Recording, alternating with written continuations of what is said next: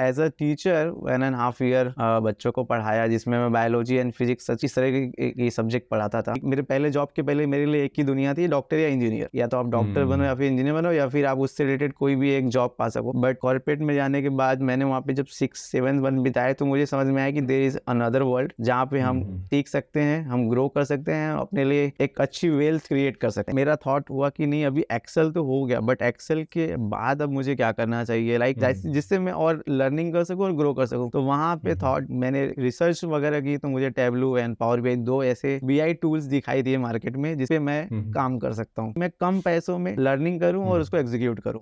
तो मुझे cost saving के साथ साथ मुझे मेरा लर्निंग भी देखना था। तो दैट टाइम मैंने पावर बीआई को चूज किया कि नहीं, पावर बीआई एक ऐसा टूल्स है जहाँ पे मुझे सारी चीजें एक जगह मिल जाती हैं। मैं हर जगह इंटरव्यू देता था, बट क्या होता था कि मुझे पता नहीं था कि इंटरव्यू क्रैक कैसे किया जाता है, how to prepare for the interview. तो मैं रैंडमली जस्ट कॉल आते थे इंटरव्यू के, मैं ये करता हूँ, मैं वो करता हूँ, मेरे पास ये है। बट रिक्रूटर इंप्रेस नहीं होता था, उसको नहीं अच्छा लगता था। तो वहां से फिर मैंने कोटक से मैं यूरोप असिस्टेंट इंडिया ज्वाइन किया वहाँ पे, और वहाँ पे मैंने अपनी जर्नी स्टार्ट की as a developer, power BI developer. तो मैंने अपने लिए एक माइलस्टोन बनाया था कि मैंने एक्सेल लर्निंग किया। मैं अब एक बीआई टूल मेरे बकेट में होना चाहिए, कि कोई भी एक BI tool like power BI मुझे अच्छा लगता है, तो पावर बीआई मेरे बकेट में होना चाहिए। यहाँ पे 100% हाइक मुझे मिला previous companies. And doesn't matter आप कहाँ से बिलोंग करते हो, आपका एजुकेशनल बैकग्राउंड क्या है, आपका क्या है, आप बहुत सारे जॉब्स है। एंड पावर बीआई का तो बहुत डिमांड है। लाइक अभी मैं ज्वाइन किया हूँ करंट ऑर्गेनाइजेशन में, बट हर दिन मुझे लिंक्डइन पे कोई ना कोई एक मेल आता है जहाँ पे वो मुझे अप्रोच कर रहे हैं जॉब के लिए। अच्छा, सिर्फ 9 मंथ्स के अंदर अंदर आपका पैकेज डबल हो गया? Exactly.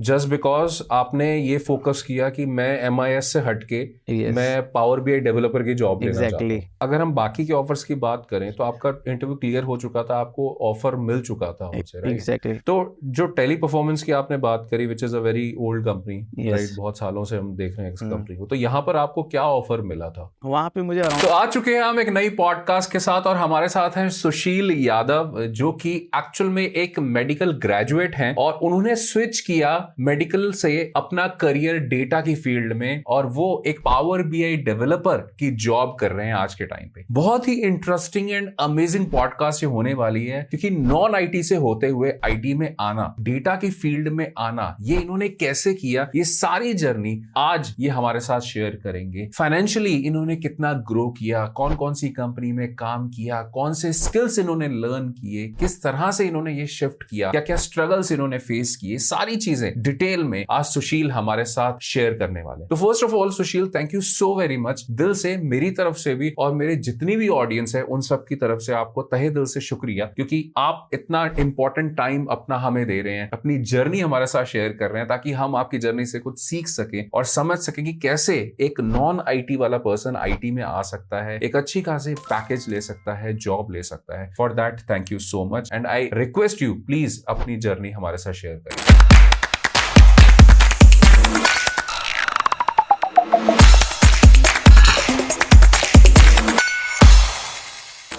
Thank you so much first of all for inviting me, like आपके इस शो पे और ये पोस्टकार्ड बनाने के लिए। बिकॉज क्या होता है जनरली कि बहुत सारे ऐसे एस्पिरेंट हैं जो जनरली आईटी में जॉब करना चाहते हैं, बट उनको एक आइडिया नहीं मिल पाता है कि वो कैसे फ्रॉम नॉन आईटी से आईटी में आए, एंड वो किस तरीके से, अगर उनको पावर बीआई डेवलपर या डेटा एनालिस्ट इन चीज़ों पे काम करना है, तो किस तरीके से वो अपनी जर्नी स्टार्ट करे, ताकि वो इस कैरियर में अपने लिए एक अपॉर्चुनिटी ढूंढ पाए। तो जो भी इस तरीके के पॉडकास्ट होते हैं, तो उनसे उनको एक आइडिया मिलता है, एक नॉलेज मिलता है, यहाँ इस तरीके से वो अप्रोच ले सकते हैं और एक अपनी जर्नी स्टार्ट कर सकते हैं और एक अच्छा खासा जॉब पा सकते हैं इस फील्ड में। Thank you so much inviting me, and ये मेरा ये फर्स्ट टाइम मैं इस तरीके के पॉडकास्ट रिकॉर्ड कर रहा हूँ, तो मे भी मैं उतना अच्छा इन्फ्लुएंस, मतलब इतने अच्छे से ना बोल पाऊँ, because I am not like, थोड़ा मैं इंट्रोवर्ट टाइप का पर्सन हूँ, मैं कैमरे पे इतने अच्छे से बोल नहीं पाता हूँ। तो बस अपनी जर्नी आप हमारे साथ शेयर करिए। हाँ, तो मैं उसको ट्राई करूंगा कि मेरा जो भी एक्सपीरियंस है, मैंने जो भी सीखा है या जो भी मैंने फेसेस किया है, वो यहाँ पे मैं शेयर करूँ, ताकि जितने लोगों को भी हेल्प हो सके उससे ले सके एंड अपनी लाइफ में आगे जा सके। तो thank you so much first of all. मैं स्टार्ट करना चाहता हूँ, मतलब मेरा एजुकेशनल बैकग्राउंड क्या रहा है, तो मैं एक बीएससी बायोटेक्नोलॉजी स्टूडेंट रहा हूँ, एंड उसके पहले मैंने मेडिकल एग्जाम्स की प्रिपरेशन की है, एंड बट अनफॉर्चुनेटली मैं उनको क्रैक नहीं कर पाया। तो उसके बाद मैं बायोटेक्नोलॉजी में अपनी स्टडी स्टार्ट किया, एंड ग्रेजुएशन के बाद मुझे ऐसा लगा कि शायद शायद मैं बायोटेक्नोलॉजी जो कर रहा हूँ इसमें मेरा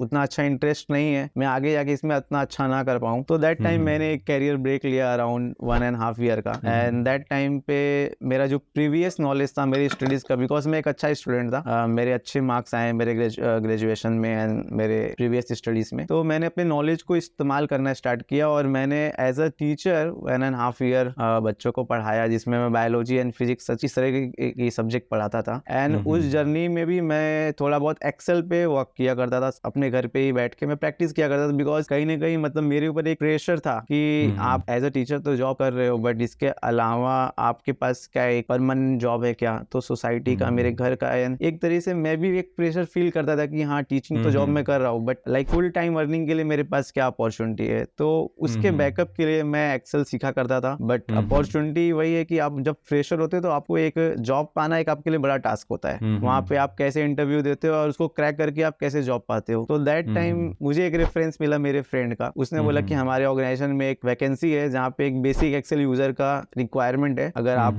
इंटरेस्टेड हो तो आप आ सकते हो और वहाँ पे आप दे सकते हो। तो मैंने दैट टाइम पे मतलब वो इंटरव्यू दिया एंड वहाँ पे मेरा हो गया, लाइक मैं सिलेक्ट हो गया वहाँ पे। तो वहाँ पे मुझे मेरा फर्स्ट एक्सपोजर था कॉर्पोरेट को। मैं वहाँ से अंडरस्टैंड करना स्टार्ट किया कि लाइक इसके पहले, लाइक मेरे पहले जॉब के पहले मेरे लिए एक ही दुनिया थी, डॉक्टर या इंजीनियर, या तो आप डॉक्टर बनो या फिर इंजीनियर बनो या फिर आप उससे रिलेटेड कोई भी एक जॉब पा सको। बट कॉर्पोरेट में जाने के बाद मैंने वहाँ पे जब 6-7 मंथ बिताए तो मुझे समझ में आया कि देयर इज अनदर वर्ल्ड जहाँ पे हम सीख सकते हैं, हम ग्रो कर सकते हैं, अपने लिए एक अच्छी वेल्थ क्रिएट कर सकते हैं। तो वहाँ पे मैंने एक्सेल पे काम करना स्टार्ट किया, एक्सेल पे काम किया मैंने अराउंड वहाँ पे 2 साल काम किया उस कंपनी में। मेरी पहली कंपनी थी Kotak Mahindra prime limited, car finance team थी, वहाँ पे मैंने लगभग 2 साल काम किए। तो वो 2 सालों में जब मैं एक्सेल पे काम करता था तो मैं एक्सेल का बेसिक लेवल का यूजर था जो उसको बेसिक लेवल पे यूज करता था। तो फिर एक होता है कि एक टाइम के बाद आपको लगता है कि आपको थोड़ा कुछ और एडवांस करना चाहिए। 3-4 महीने में मैं एक्सेल को अच्छी तरीके से सीख गया कि बेसिक लेवल पे हम कैसे यूज कर सकते हैं। फिर मुझे कैसा होता था कि अब कुछ एडवांस इसमें करना चाहिए, तो फिर मैं एक्सेल के अंदर ऑटोमेशन करना स्टार्ट कर दिया कि जो भी मुझे पर्टिकुलर रिपोर्ट्स मिलती थी, लाइक अगर आप एमआईएस एग्जीक्यूटिव हो या फिर आप एमआईएस का काम करते हो या पावर बीआई डेवलपर का, तो आपको रिपोर्ट्स डैशबोर्ड्स बनाने होते हैं। तो रिपोर्ट्स बनाने के लिए आप उसको मैनुअल तरीके से भी बना सकते हो या फॉर्मूला फंक्शंस का यूज करके, पाइवोट टेबल का यूज करके उसको आप ऑटोमेट भी कर सकते हो। तो इनिशियली फर्स्ट 3-4 मैंने मैनुअल तरीके से रिपोर्ट्स बनाए बिकॉज मुझे एक बेसिक लेवल का नॉलेज था। फिर मैंने फंक्शंस का यूज करना स्टार्ट किया, पाइवोट्स यूज स्टार्ट किया, फिर वहां से मैंने रिपोर्ट्स को ऑटोमेट करना स्टार्ट किया। देन मुझे और थॉट्स आने लगे कि लाइक अब तो ऑटोमेशन भी मैंने करना सीख गया, अब रिप्रेजेंटेशन पे मुझे ध्यान देना चाहिए, लाइक कि जो भी रिपोर्ट्स में बना रहा हूँ वो कितनी अच्छे से दिख रही है, वेल स्ट्रक्चर्ड है, उसके फॉन्ट्स वगैरह अच्छे हैं, उसका विजुअलाइजेशन उसके अंदर है क्या। बिकॉज क्या होता है कि नंबर्स दिखते हैं उनको रीड करना अच्छा होता है, बट ग्राफ्स एंड चार्ट्स अलग इंपैक्ट क्रिएट करते हैं व्हाइल एनालाइजिंग। विजुअलाइजेशन का बहुत इंपॉर्टेंट रोल होता है जब आप प्रेजेंट करते हो रिपोर्ट। एग्जैक्टली। तो वहां से मुझे थॉट्स आए कि नहीं मुझे इसके अंदर ग्राफ्स भी ऐड करने चाहिए। तो फिर मैंने अपने ग्राफ पे काम करना स्टार्ट किया। फिर मैंने जो भी मेरी रिपोर्ट्स होती थी उसके अंदर मैंने ग्राफ्स डालने स्टार्ट किए एंड फिर स्लोली मैंने उसके बैकग्राउंड चेंज करते करते स्लोली मैंने रिपोर्ट से उसको डैशबोर्ड में कन्वर्ट किया। तो ये सारी चीजें मैंने अपने करियर की स्टार्टिंग के 1.5 ईयर में अचीव की एक्सेल के अंदर कि हाँ एक्सेल में हम इतना कुछ कर सकते हैं। बट क्या होता है ना कि एक्सेल की भी एक लिमिटेशंस है, आप एक्सेल में हर चीज स्ट्रक्चरली नहीं कर सकते और अगर आप कर भी रहे हो तो आपको बहुत ज्यादा उसको मॉनिटर करना पड़ता है, बिकॉज आपका थोड़ा सा भी फॉर्मूला इधर से उधर हुआ या फिर लिंकिंग प्रॉपर नहीं हुआ तो वो वैल्यूज करेक्ट नहीं आती हैं। और छोटे डेटा के लिए एप्रोप्रिएट है, बट जब बात आती है बड़े डेटा की तो I think it is not appropriate. Exactly. तो वहाँ मेरा थॉट हुआ कि नहीं अभी एक्सेल तो हो गया, बट एक्सेल के बाद अब मुझे क्या करना चाहिए, लाइक जिससे मैं और लर्निंग कर सकूँ और ग्रो कर सकूँ। तो वहाँ पे थॉट मैंने रिसर्च वगैरह की, तो मुझे टैबलू एंड पावर बीआई 2 ऐसे बीआई टूल्स दिखाई दिए मार्केट में जिसपे मैं काम कर सकता हूँ। तो फिर मैंने क्या किया कि मैंने टैबलू को भी थोड़ा बहुत बाहर से स्टडी किया, देखा कि इसके अंदर क्या क्या रिक्वायरमेंट्स है, किस तरह की अंडरस्टैंडिंग है, एंड साइमल्टेनियसली मैंने पावर बीआई को भी देखा कि पावर बीआई में क्या चीजें हैं, कि पावर बीआई को मैं कैसे लर्न कर सकता हूँ। तो दैट पॉइंट ऑफ टाइम पे टैबलू के कंपेयरिंग में मुझे पावर बीआई ज्यादा इजी एंड प्रोफिशिएंट लगा। बिकॉज क्या होता है कि जब अगर आप कोई चीज स्टार्ट करते हो तो मतलब मेरा एक कॉन्सेप्ट है कि मैं कम पैसों में लर्निंग करूं और उसको एग्जीक्यूट करूं।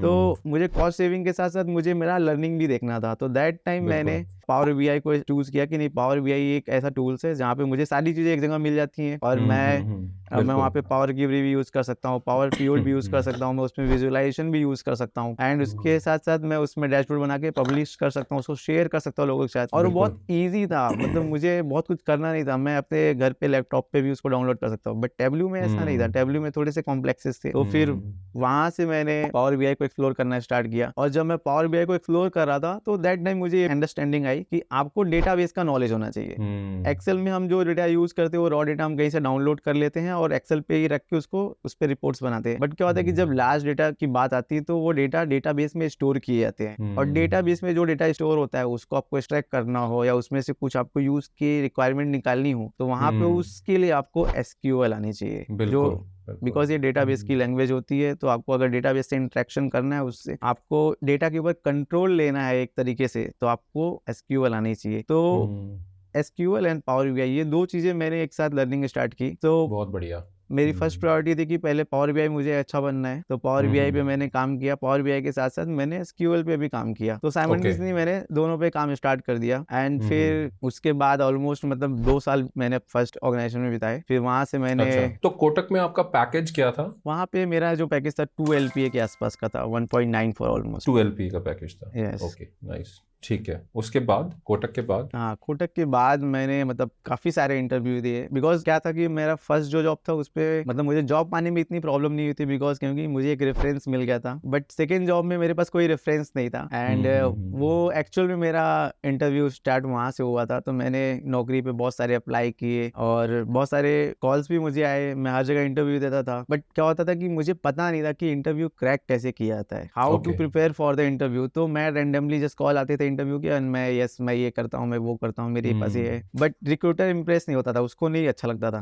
तो अराउंड 30-40 इंटरव्यू फेल होने के बाद मुझे ये अंडरस्टैंडिंग आई कि आपको इंटरव्यू के लिए भी प्रिपरेशन करनी चाहिए। आप जो 30-40 इंटरव्यूज आपने दिए थे उस time? Exactly, every day I used to get 1 or 2 calls, but first round, second round, and then I'm getting rejected. So around तो आप कौन सी डेजिग्नेशन के लिए या जॉब रोल के लिए अप्लाई कर रहे थे? दैट टाइम में दोनों चीजों के लिए अप्लाई करता था। लाइक अगर मुझे पावर बीआई डेवलपर के लिए मिल जाए अपॉर्चुनिटी मिल रही है तो वो वेल एंड गुड, एंड मुझे एमएस एग्जीक्यूटिव में plus power BI profile, like because मेरा एक्सपीरियंस जो था एक्सेल प्लस पावर बीआई था, बट मैं पूरा कंप्लीटली पावर बीआई डेवलपर नहीं था। तो अगर मैं डायरेक्टली पावर बीआई डेवलपर के लिए जा रहा हूँ तो वो एक्सपीरियंस मांगते थे। तो I was open for both the role. If आप मुझे एक्सेल प्लस पावर बीआई दे रहे हैं, वेल एंड गुड। आप मुझे पावर बीआई दे रहे हैं तो भी गुड, मुझे कोई प्रॉब्लम नहीं, मुझे बस काम करना है, मुझे अपनी लर्निंग को एक्सपोजर देना है। तो दैट वो मेरा वो अप्रोच था दैट टाइम पे। तो मुझे क्लैरिटी नहीं, लाइक मैं समझ नहीं पाता कि मैं फेल क्यों रहा हूँ। तो फिर वो जो मेरा फेलियर था 30-40 इंटरव्यू का, उसमें मुझे अंडरस्टैंडिंग आ गई कि नहीं, मुझे इस तरीके से प्रिपेयर करना है, मुझे इंटरव्यू के लिए प्रिपेयर करना है अपने आप को। और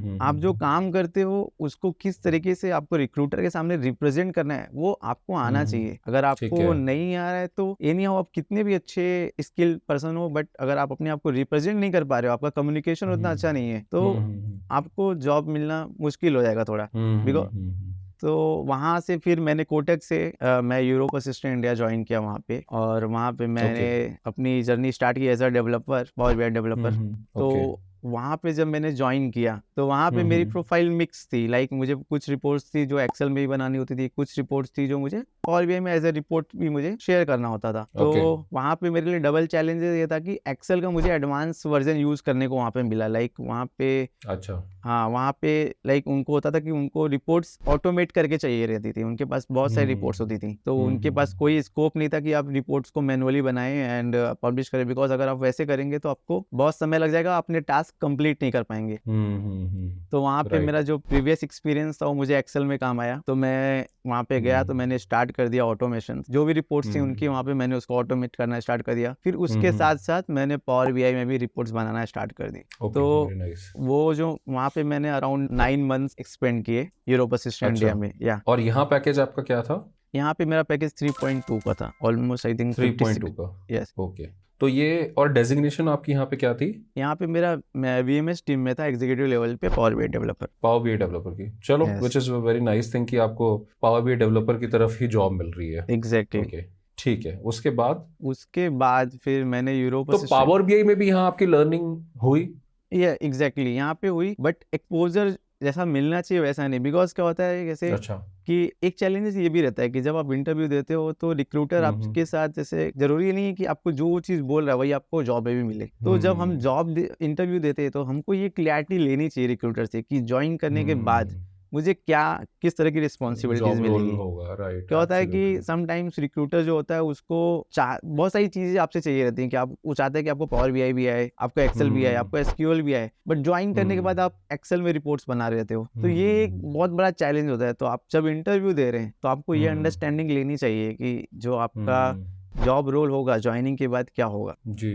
तो लाइक मैंने जब इंटरव्यू दिया, बिकॉज जब हम लोग इंटरव्यू देते हैं ना तो क्या होता है कि दैट टाइम बहुत डेस्परेट होते हैं कि कोई भी इंटरव्यू मेरा क्रैक हो जाए और मेरे को एब्सोल्युटली, बिल्कुल सही बात है, मुझे जॉब मिल जाए। एंड दैट टाइम हम सिर्फ इंटरव्यू क्रैक करने पे फोकस करते हैं, इस पे फोकस नहीं करते कि नहीं क्रैक करने के बाद मुझे क्या चीजें मिलेंगी वहाँ पे। बिल्कुल बिल्कुल बिल्कुल, मतलब हम सामने से क्वेश्चन नहीं पूछते।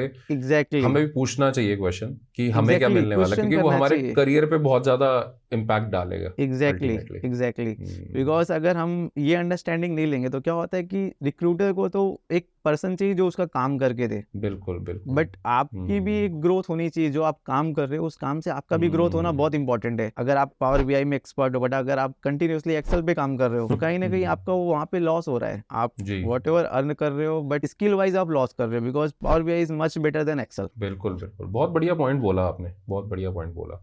ठीक है, तो यहाँ पर आपने बोला आपने 9 मंथ्स काम किया, बट ये इतनी कम ड्यूरेशन के लिए क्यों?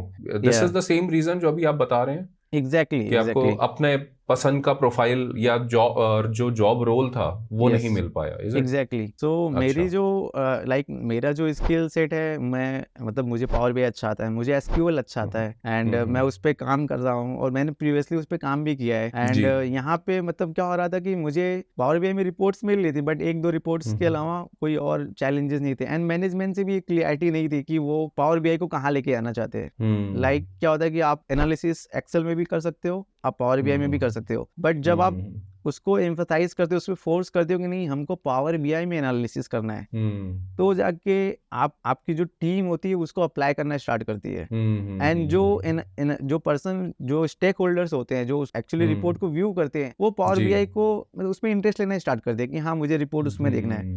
बट क्या होता है कि अगर मैनेजमेंट नहीं डाल रहा है ऐसे प्रेशर की नहीं आप, तो फिर क्या होता है जनरली जो लोग पावर बीआई को नहीं जानते, जैसे जो स्टेक होल्डर्स है जिनको पावर बीआई नहीं पता है, वो एक्सेल में ही रिपोर्ट्स मांगते हैं। जो चीजें चलती आ रही हैं वो चलती ही रहती हैं, फिर उसमें कोई इंप्रूवमेंट नहीं होती। एग्जैक्टली तो मैनेजमेंट का रोल होता है यहाँ पे कि वो एम्फसाइज करे कि आपको फ्यूचर के साथ जाना है या जो आप पास्ट ट्रेंड के साथ चल रहे हो उसमें। तो ये एक चीज मुझे मिसिंग दिखी यूरोप असिस्टेंट इंडिया में। वहाँ पे मैनेजमेंट इतना सीरियस नहीं ले रहा था। They are happy with the Excel reports, Excel dashboards. Like मैं एक्सेल में भी अच्छे डैशबोर्ड्स बनाता हूँ, मैंने काफी सारे एक्सेल में डैशबोर्ड बनाए एंड पावर बीआई में बनाए। एंड मुझे पता है कि दोनों के डैशबोर्ड में क्या डिफरेंस होता है एंड क्या लेवल का एनालिसिस आप पावर बीआई में देख सकते हो एंड क्या लेवल ऑफ एक्सेल में कर सकते हो। तो कहीं ना कहीं मेरा एक था पुश बैक था कि नहीं हमको पावर बीआई में करना चाहिए, पावर बीआई में। बट अनफॉर्चुनेटली मुझे वो मिसिंग दिख रहा था टीम के अंदर या मैनेजमेंट के अंदर की दे आर लाइक बहुत इंटरेस्टेड है कि नहीं हाँ करेंगे हम लोग करेंगे। एंड मैं अकेला वहाँ पे पर्सन था, तो मेरी कोई टीम भी नहीं थी, मैं अकेला एक डेवलपर था वहाँ पे। अच्छा या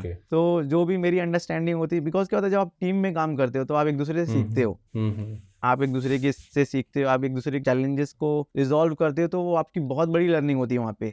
बट आप जब अकेले काम करते हो तो वो आपका एक लर्निंग बाउंड हो जाता है वहाँ पे। आपको जितनी चीजें समझ में आ रही है आप करेंगे, नहीं तो आप बहुत करेंगे, गूगल से सर्च करेंगे, यहाँ से ढूंढेंगे, वहाँ से ढूंढेंगे। वो भी एक चीज मिसिंग थी एंड तो इसलिए मैंने वहाँ पे लाइक ऑलमोस्ट 9 मंथ बिताए। उसके बाद मैंने स्टार्ट कर दिया सर्चिंग की नहीं मुझे एक उस वहाँ पे काम करना है जहाँ पे एक्चुअली पावर बीआई अप्लीकेबल है और वहाँ पे मैंडेट है कि आपको पावर बीआई पे ही काम करना है। आई होप ये सारी जर्नी से अभी तक आपको बहुत सारी नॉलेज मिल रही है अगर आपको डेटा के फील्ड में आना है। And for that sake please इस वीडियो को अभी लाइक कर दीजिए and thank you so much दिल से for that. Let's carry on with the podcast. But ऐसा क्यों आपके माइंड में आ रहा था कि आपको पावर बीआई पे ही काम करना है? क्या आपको इसका स्कोप दिख रहा था आपके करियर से रिलेटेड कि आपको फायदा होगा, आपको हेल्प मिलेगी ग्रो करने में? Yes exactly. मतलब लाइक क्या होता है कि देखो मार्केट में बहुत सारी स्किल्स है, बहुत सारे टूल्स हैं, बट क्या होता है कि जब हम रिसर्च करते हैं किसी भी एक स्किल्स के ऊपर तो वहाँ पे हमको पता चलता है कि किस चीज की डिमांड है, किस चीज की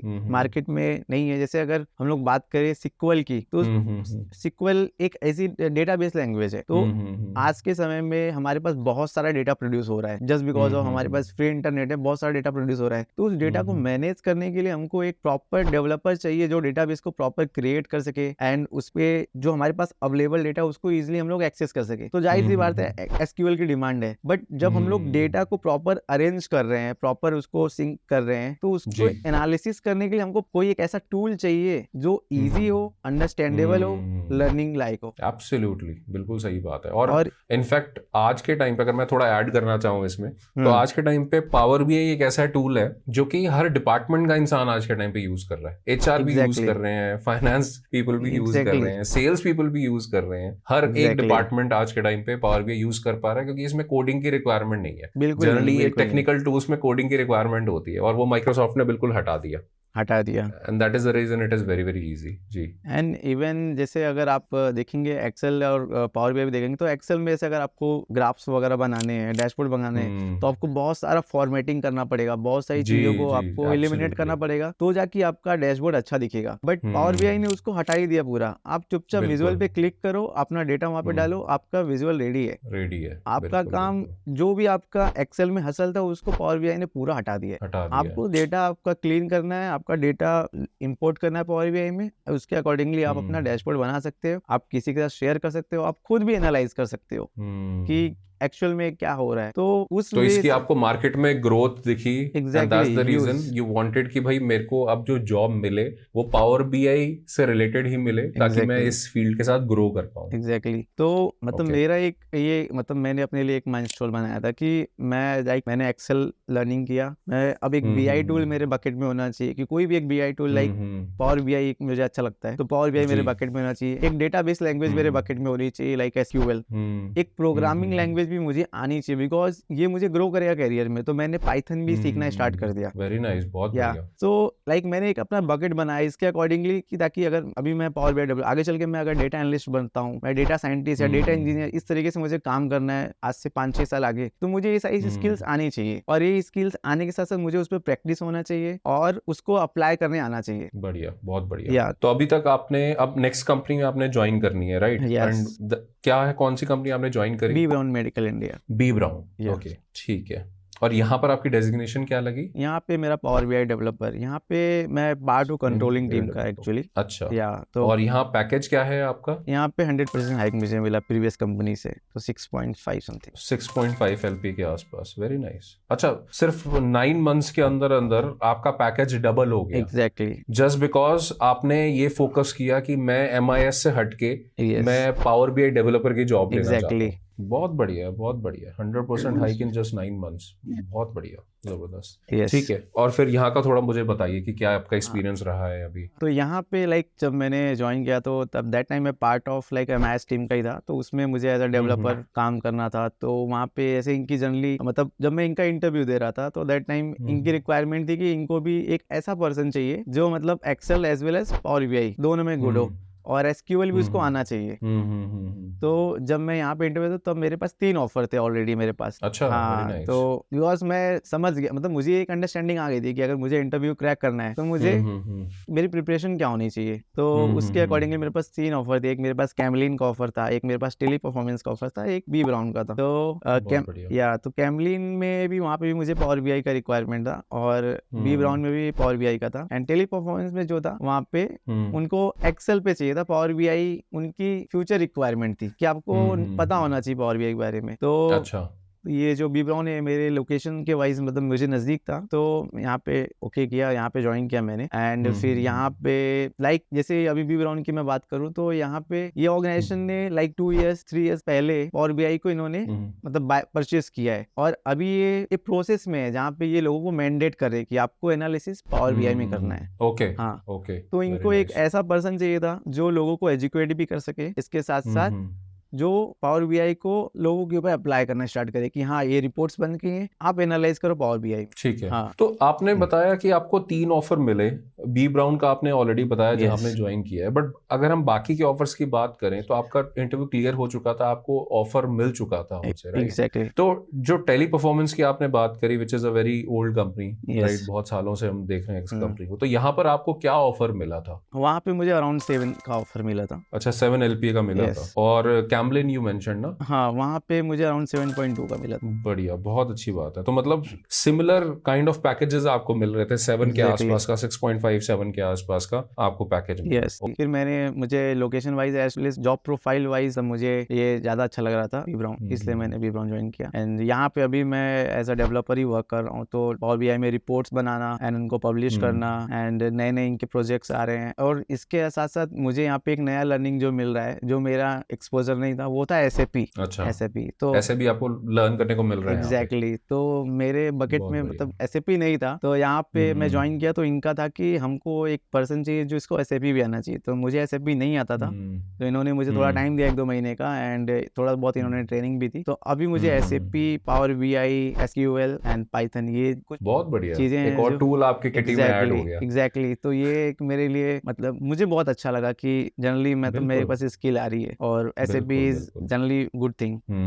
बहुत बहुत बढ़िया। एक क्वेश्चन है मेरा सुशील आपसे, मैं जब आपका लिंक्डइन का प्रोफाइल देखता हूँ, राइट, तो इस प्रोफाइल में एक जगह मेंशन्ड है, जैसे आपने यूरोप असिस्टेंस इंडिया में जब आपने काम किया, तो यहाँ मेंशन्ड है कि लिंक्डइन से आपको हेल्प मिली है जॉब लेने में, जो टैग लगा हुआ है यहाँ पे। तो वो थोड़ा मुझे बताइए, क्योंकि इससे क्या होगा, हमारे जो व्यूअर्स हैं उनको हेल्प मिलेगी जॉब लेने में। एग्जैक्टली। तो आपको कैसे कैसे जॉब मिली, थोड़ा बताइए जरा। तो जब मैं कोटक में था, तो मैं अराउंड वहाँ पे मेरा 1.5 ईयर हो गया था। तो उसके बाद मैं जॉब चेंज करने के लिए सोच रहा था, तो मैंने नौकरी पे अपने रिज्यूमे अपडेट की, प्रोफाइल अपडेट की, और मैंने बहुत सारे अप्लाईज किए, और उसी के साथ साथ मैंने थोड़ा बहुत अपना लिंक्डइन की प्रोफाइल भी अपडेट की। एंड फिर मैंने नौकरी से बहुत सारे मुझे कॉल्स भी आए, बट वो कन्वर्ट नहीं हो रहे थे। एंड फिर लिंक्डइन पे यूरोप असिस्टेंट इंडिया का एक एम्प्लॉई है, तो उसने मेरी प्रोफाइल देखी लिंक्डइन पे, एंड उसने मुझे टेक्स्ट किया कि हमारे यहाँ पे एक वैकेंसी है, जिसमें MIS टीम में, VMS टीम में एक वैकेंसी है, जहाँ पे पावर बीआई प्लस MIS, ये 2 चीजें रिक्वायर्ड है। अगर आप इंटरेस्टेड हो तो आप अपना रिज्यूमे एंड अदर चीजें शेयर करो। तो मैंने वहाँ पे शेयर की, एंड मैंने इंटरव्यू दिया,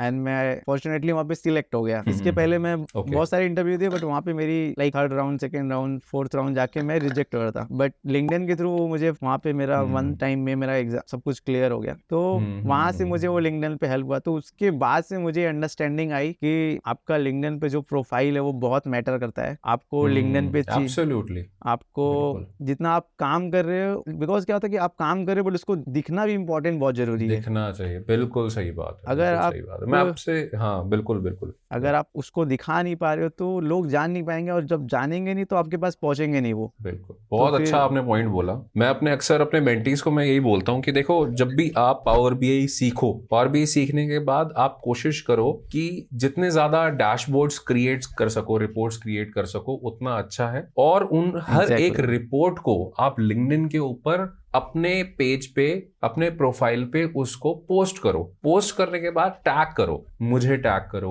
और लोगों को टैग करो। जिस कंपनी में आप जाना चाहते हो, स्पेशली उस कंपनी के रिक्रूटर्स को या कंसर्न डिपार्टमेंट को जरूर टैग करो, ताकि वहां तक ये बात पहुंचे कि आप एक ऐसे इंसान हो जिसको पावर बीआई आता है, आप नॉलेज रखते हो। और जैसे ही उस कंपनी के अंदर कोई ऐसी वैकेंसी निकलती है, तो डेफिनेटली उनके माइंड में चीज रहेगी, हाँ यार ये बंदा है जिसको स्किल है, तो हो सकता है कि ये जॉब देख रहा हो। और इस तरह से सिनर्जी, जैसे आपने बताया कि आपका प्रोफाइल उनके रिकमेंडेशन में आया होगा, जिससे उन्होंने आपको अप्रोच किया, आपको DM किया कि हमारे यहाँ ये पर्टिकुलर वैकेंसी अवेलेबल है, इफ यू आर इंटरेस्टेड तो आप ज्वाइन कर सकते हैं। तो that's how it happens, right. Networking एक तो बहुत ज्यादा जरूरी है। कुछ नहीं भी होगा, अगर जॉब अभी नहीं भी मिलेगी, तो कम से कम नेटवर्किंग तो, and your network is your net worth basically. तो इसीलिए बहुत ज्यादा इंपॉर्टेंट है ये चीज करना। बहुत बढ़िया सुशील। तो यही मतलब मुझे जो मेरा पूरा एक्सपीरियंस है, मुझे एक्सपीरियंस है, उसमें ये अंडरस्टैंडिंग मुझे मिली है कि आप जो काम कर रहे हो वो वेल एंड गुड, बिकॉज वो आप ऑर्गेनाइजेशन में काम कर रहे हो तो वहाँ के लोगों को पता है, बट बाहर की ऑर्गेनाइजेशन में लोगों को नहीं पता है कि आप क्या हो। तो आप जितना भी काम कर रहे हो उसका आपके पास एक रिकॉर्ड होना चाहिए, उसको आप किस तरीके से लोगों के सामने रिप्रेजेंट करें वो बहुत मैटर करता है। एंड आपको हर चीज के लिए प्रिपरेशन करनी पड़ेगी। लाइक अगर आपका रिज्यूमे है तो उस पर आपको काम करना पड़ेगा। ऐसा नहीं कि आप कैसा भी रिज्यूमे बना देंगे एंड आपका रिज्यूमे शॉर्ट लिस्ट हो जाएगा। तो आपको आपका रिज्यूमे इनफैक्ट मैं अभी आपको एक सेकंड के लिए रोकूंगा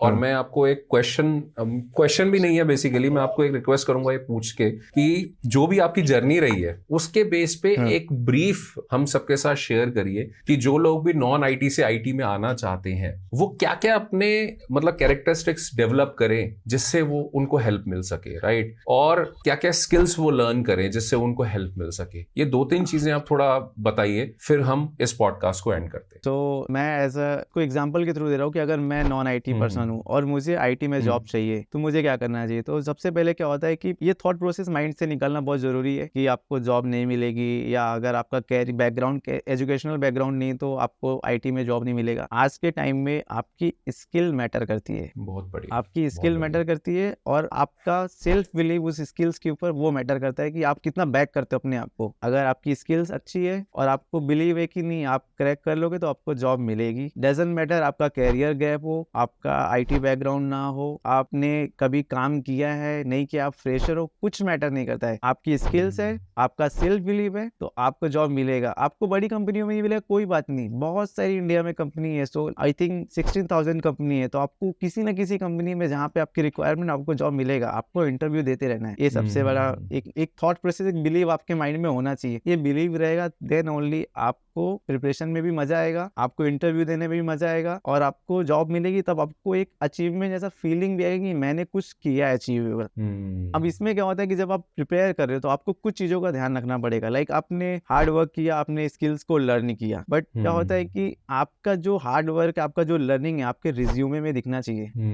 आपका रिज्यूमे ऐसा ना हो कि आप लाइक अगर आप फ्रेशर हो तो आपका रिज्यूमे कभी भी एक पेज से ज्यादा नहीं होना चाहिए, मेरा एक तो। बिकॉज क्या होता है कि आजकल जो रिज्यूमे होते हैं वो एआई के थ्रू शॉर्ट लिस्ट होते हैं, तो वहाँ पे कीवर्ड्स बहुत मैटर करते हैं। आपके रिज्यूमे में कीवर्ड्स होना बहुत मैटर करता है कि पावर बीआई जो भी रिलेटेड आपके प्रोफेशन से वो सारे कीवर्ड्स वहाँ पे होने चाहिए। आपका रिज्यूमे बड़ा नहीं होना चाहिए एंड वो बहुत ही वेल स्ट्रक्चर होना चाहिए ताकि जब भी रिक्रूटर उसके हाथ में आए तो उसको एक वन शॉट में पता चल जाए कि आपके पास क्या क्या एक्सपर्टीज है, आप क्या क्या करते हो। बिल्कुल। तो ये तो फर्स्ट स्टेप हो गया जहां से आप शॉर्टलिस्ट होते हो, किसी आपका रिज्यूमे शॉर्टलिस्ट होता है। फिर उसके बाद आपका आता है कि आप कितने भी अच्छे से स्किल आपके पास हो, आपको क्वेश्चंस का आंसर देने आना चाहिए। बिकॉज जब आप इंटरव्यू में बैठते हो तो वहां पे रिक्रूटर के बहुत सारे क्वेश्चंस होते हैं, तो वो क्वेश्चंस का आंसर किस तरीके से करना है, आपने काम को किस तरीके से रिप्रेजेंट करना है, इसके लिए आपको इंटरव्यू की प्रैक्टिस होनी चाहिए। तो कम से कम आप खुद से 6 से 7-8 इंटरव्यू अपने घर पे दो, किसी को भी दो, अपने भाई को दो, अपने फ्रेंड को दो, किसको भी दो, आपका कोई मेंटर है तो उसको दो। आप इंटरव्यू की प्रैक्टिस करोगे तो आपका कॉन्फिडेंस उस इंटरव्यू में दिखेगा एंड कॉन्फिडेंस मैटर करता है जब आप इंटरव्यू देते हो। बिकॉज स्किल्स तो आपको आ ही रही है, अगर नहीं भी आ रही तो आप ऑर्गेनाइजेशन में जाके थोड़ा बहुत सीख लोगे, वहां पे उसका नरिशमेंट हो जाएगा। बट फर्स्ट डोर तो आपका इंटरव्यू है जहाँ पे आप दिखाते हो कि आपके अंदर दम है कि नहीं है। बिल्कुल। एंड उसके बाद आपका जो स्किल सेट है, आपने जो भी सीखा है उसको आप पोर्टफोलियो में ट्राई करोगे, उसको आप पोर्टफोलियो में कन्वर्ट करो। आपने अगर पावर बीआई पे आप काम कर रहे हो तो आपके पास कम से कम 5 से 6 डैशबोर्ड होने चाहिए। आप उसको अलग अलग सोशल मीडिया जो हमारे लिंक्डइन हो गया या जहाँ पे आपका गिटहब हो गया, वहाँ पे आप उनको पब्लिश करो, अपने प्रोजेक्ट को दिखाओ कि आपने उस पर काम कैसे किया है, आपने किस तरह के फॉर्मूले यूज किए हैं, आपने किस तरीके से उसको अप्रोच किया है, आपने डेटा कहाँ से लिया है, उस डेटा को आपने क्लीन कैसे किया है। जितना आप उसके बारे में बात करोगे, जितना आप लोगों को बताओगे, उतना ही ज्यादा आपकी रीच बढ़ेगी, आपका नेटवर्क बढ़ेगा। आपका नेटवर्क बढ़ेगा तो डेफिनेटली आपको कॉल्स आना स्टार्ट होंगे, अपॉर्चुनिटीज मिलेगी। बिल्कुल सही बात। एंड कॉल्स आएंगे तो आप 1 में फेल होगे, 2 में फेल होगे definitely, but any how you will crack the interview and you will get the job. And doesn't matter आप कहाँ से बिलोंग करते हो, आपका एजुकेशनल बैकग्राउंड क्या है, आपका क्या है, आप बहुत सारे जॉब्स है। एंड पावर बीआई का तो बहुत डिमांड है। लाइक अभी मैं ज्वाइन किया हूँ करंट ऑर्गेनाइजेशन में, बट हर दिन मुझे लिंक्डइन पे कोई ना कोई एक मेल आता है जहाँ पे वो मुझे अप्रोच कर रहे हैं जॉब के लिए। एब्सोल्युटली, बहुत बढ़िया सुशील। थैंक यू सो मच, बहुत मजा आया। और I am pretty much sure जो भी नॉन आईटी से बिलोंग करते हैं, हमारी जो ऑडियंस है, उनको बहुत कुछ सीखने को मिला होगा। उनको इनफैक्ट एक बहुत अच्छा सेंस ऑफ कॉन्फिडेंस आया होगा कि हाँ, अगर सुशील ने ये चीज करी है तो मैं भी कर सकता हूँ। और यही पर्पस है हमारी इस पूरी पॉडकास्ट का और सारी पॉडकास्ट का जो भी हम यहाँ पर करते हैं। And thank you once again Sushil, आपका यहाँ आने का, और बहुत डिटेल में, बहुत दिल से आपने सारी चीजें शेयर करी। स्पेशली जो टिप्स अभी आपने एंड में भी शेयर करी, ये कॉन्फिडेंस दिया, मोटिवेट किया कि आप किसी भी फील्ड से बिलोंग करते हो, फर्क नहीं पड़ता, आपका स्किल सबसे ज्यादा मैटर करता है। और दूसरा, आप इंटरव्यू के टाइम पे कैसे अपने आप को प्रेजेंट करते हो, वो बहुत ज्यादा मैटर करता है। बहुत अच्छी चीजें, बहुत ही इन डेप्थ चीजें, नॉलेजेबल चीजें हमें सीखने को मिली। उस सब चीजों के लिए थैंक यू सो मच। और अभी सुशील मैं आपको छोड़ रहा हूँ, लेकिन कुछ टाइम बाद फिर पकड़ूंगा, क्योंकि मुझे पता है कि आज के बाद अगले 6 महीने में, 1 साल में आप जहां पर हो उससे डबल ट्रिपल ग्रो हो चुके होगी। That I can understand and I can guarantee also. तो इसलिए फिर दोबारा मैं आपको पॉडकास्ट पे बुलाऊंगा, ताकि अपनी 1 साल की अगेन जर्नी हमारे साथ आप शेयर करिए, ताकि हमें बहुत कुछ सीखने को मिले, राइट।